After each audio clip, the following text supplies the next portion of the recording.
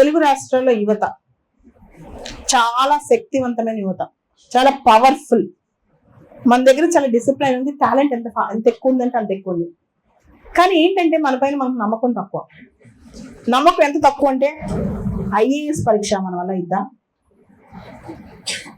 లేదా టీచర్ పరీక్ష మనకి ఇంత కాంపిటీషన్ మనం చేయగలమా, చిన్న జాబ్ వస్తే జాబ్ మనం బతికేద్దాం, ఈ మైండ్ సెట్ లో ఉంటున్నారు. ఈ మైండ్ సెట్ నుంచి బయటికి రావట్లేదు. మనల్ని ఎవరు ఆపుతున్నారంటే మనల్ని మనమే ఆపుకుంటున్నాం.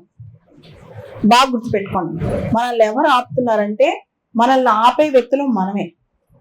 ముందు అవన్నీ పక్కన పెట్టేసి మీ లక్ష్యం ఏంటి, మీరు ఏం సాధించాలనుకుంటున్నారు.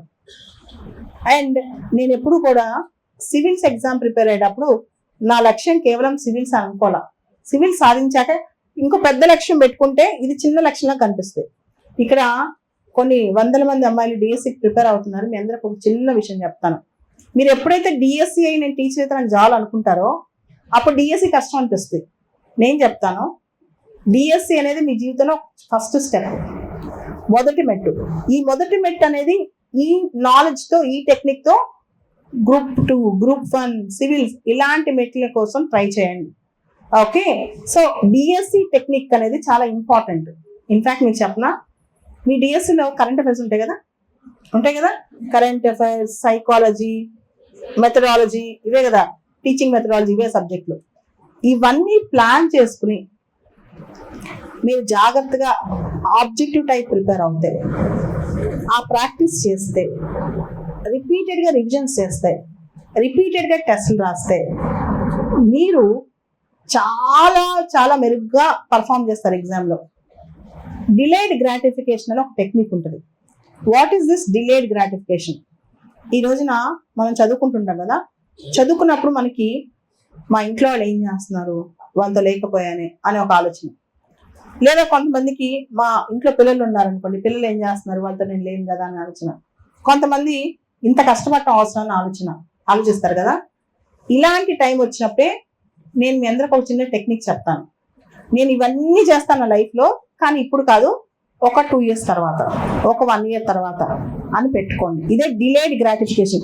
ఇవన్నీ జరుగుతాయి మీ జీవితంలో, కానీ ఈ టైం మళ్ళా రాదు. ముందు దీని మీద ఫోకస్ చేయండి. ఈ రోజు నేను ఎక్కడున్నా, మీకు ఈ ఆలోచన రావడం తప్పు కాదు, ఇల్లు గుర్తు రావటము, లేదా నా వల్ల అవుతుంది అనే టెన్షన్ అందరికి వస్తాయి. కానీ రాగానే మీరు ఆలోచనని మైండ్ నుంచి కట్ చేసుకోండి. ఇది చాలా ఇంపార్టెంట్ అన్నమాట. రెండోది, సెకండ్ మోస్ట్ ఇంపార్టెంట్ థింగ్, ఇది బాగా గుర్తుపెట్టుకోవాలి, విజువలైజేషన్. విజువలైజేషన్ అంటే మీరు పొద్దున్నే నిద్ర లేవగానే, నాకు తెలిసి పూర్ణ మాస్టర్ గారు ఖచ్చితంగా అందరి చేత యోగా చేయిస్తారు, ఐ నో దాట్.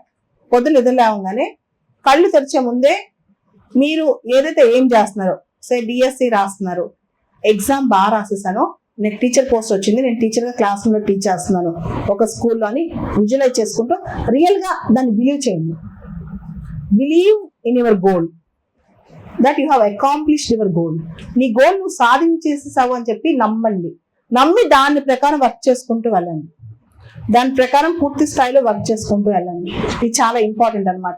ఎప్పుడైతే నెగిటివ్ థాట్స్, నెగిటివ్ ఆలోచనలు మనసులోకి వస్తాయో మీరు ఫెయిల్ అయిపోతారు. పాజిటివ్ థాట్స్ ఎప్పుడు వస్తాయో సక్సెస్ అవుతారు. నెగిటివ్ థాట్ రాగానే థాట్ కట్ చేయండి. నాకు నెగిటివ్ థాట్స్ వస్తాయి, కానీ నెగిటివ్ థాట్ రాగానే నేను అక్కడికక్కడ ఆపేస్తాను.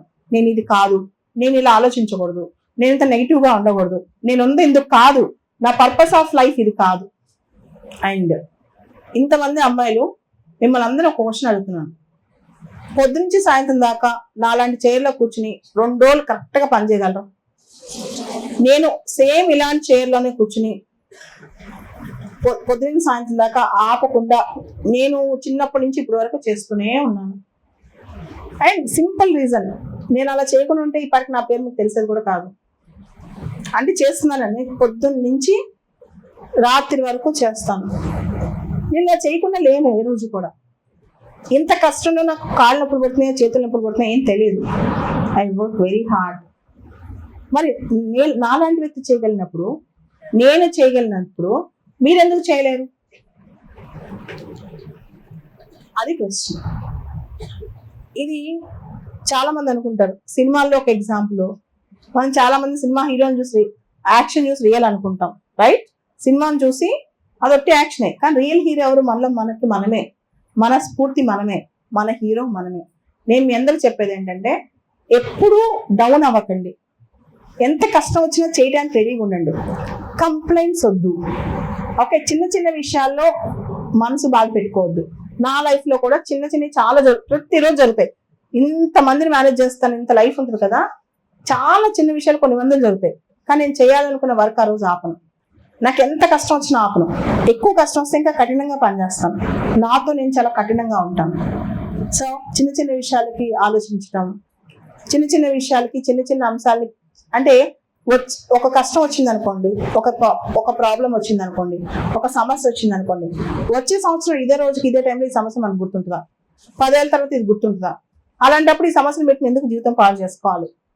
And life comes only once. And ఇంకొకటి చెప్తున్నాను, కాంపిటేటివ్ ఎగ్జామ్స్లో ఉన్నప్పుడు ఎవరైతే ఇంటర్, డిగ్రీ, డిఎస్సి లేదా గ్రూప్ 1, గ్రూప్ 2, సివిల్ సర్వీసెస్ ఇటువంటి కాంపిటేటివ్ ఎగ్జామ్స్లో ఉన్నప్పుడు ఈ టైం చాలా క్రూషియల్. నెక్స్ట్ ఒక్కసారి స్టెప్ ఎక్కేసిన తర్వాత మీ లైఫ్లో మీ వచ్చే మార్పు మీరు ఊహించరు అనమాట. ఇంత చిన్న కష్టానికి అంత పెద్ద ఫలితం అనుకుంటారు. అంత పెద్ద ఫలితం మీకు కనిపిస్తుంది అనమాట. అంత పెద్ద స్కోప్, అంత పెద్ద ఫలితం మీకు కనిపిస్తుంది. దానికోసం మీరు కంటిన్యూస్గా ఆ ఫైటింగ్ స్పిరిట్, ఆ ఫైటింగ్ థింగ్ ఉండాలి.